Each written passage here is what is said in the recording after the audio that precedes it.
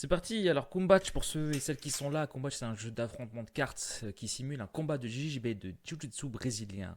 Le Jiu-Jitsu brésilien c'est un sport de combat où il n'y a pas de coup porté, qu'il y a des soumissions, des positions et des prises. On va jouer des cartes sur le tatami qui est au centre ici et du coup on va pouvoir gagner des points. Si à la fin de la 5e manche il n'y a pas eu de soumission qui fait gagner la partie immédiatement au joueur qui a posé la soumission, ça sera la personne qui aura le plus de points qui va gagner la partie, le combat. Voilà, on a du coup notre plateau personnel qui simule un petit peu nos hauteurs, haute et basse, l'un par rapport à l'autre.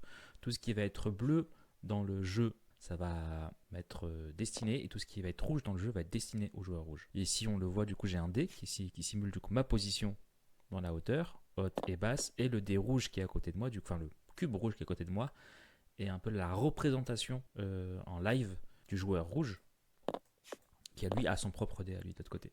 Donc imaginons que je joue une carte qui fait que je descende et que lui doit monter. Dans ce cas-là, il va répercuter manuellement ces changements sur son propre plateau à lui pour qu'on soit synchronisé.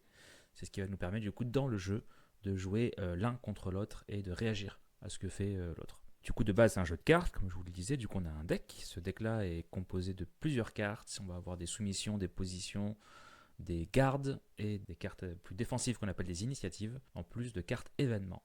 On va jouer ces cartes-là l'un par-dessus l'autre, un peu comme une bataille, et du coup appliquer leur effet au fur et à mesure du jeu. Je vous fais un petit raccourci, tout simplement, histoire de pas trop prendre de temps dessus. Voilà, on va commencer à jouer, vous allez voir au fur et à mesure du jeu comment ça se déroule. Let's go. On va commencer du coup par faire la phase de lutte pour définir la première personne à entamer le combat. Pour ça, du coup, on va lancer le dé plusieurs fois, autant de fois qu'il le faut, pour faire le 6. La personne qui fait 6 qui dit combat remporte la lutte et pourra commencer la partie. 1, 2, 3, go. T'as dit quoi, à chaque fois qu'il faut passer le 6 en haut? Oui, c'est vrai. Il y a un truc qui roule, c'est passé. C'est impossible. Ah, c'est Ah, bon. du combat. Non, c'est mal. Je vais encore dire. C'est bon. Du coup, ici, ce jeton va définir du coup la couleur du joueur qui va commencer la manche. Ici, on commence à la manche 1. C'est moi. Et c'est le joueur rouge qui va entamer cette manche. Du coup, on pioche de 3 cartes. Et je le temps de jeu commence aussi. avec une Ok, hauteur qui descend d'un cran. Je gagne une maîtrise. ça commence bien. Et pour 0, je gagne 1.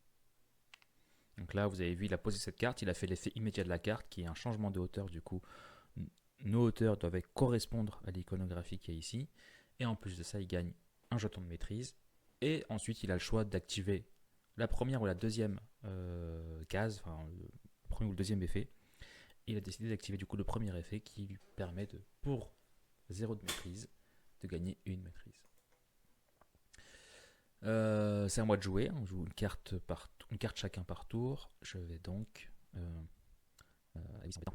C'est embêtant, mais je vais quand même faire ça. Je vais quand même faire ça parce que c'est intéressant. Ici, je vais défausser une carte pour augmenter ma maîtrise de 1. Et je vais jouer...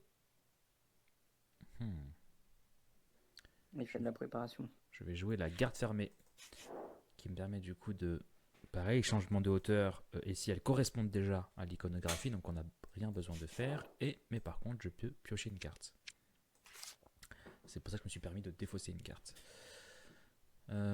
Et ensuite je vais pouvoir appliquer l'un ou l'autre des effets, sachant que je n'ai qu'une maîtrise. Je ne pourrai pas en dépenser 2 pour faire le deuxième effet, du coup je vais forcément dépenser 0 pour gagner 1. Fin de tour.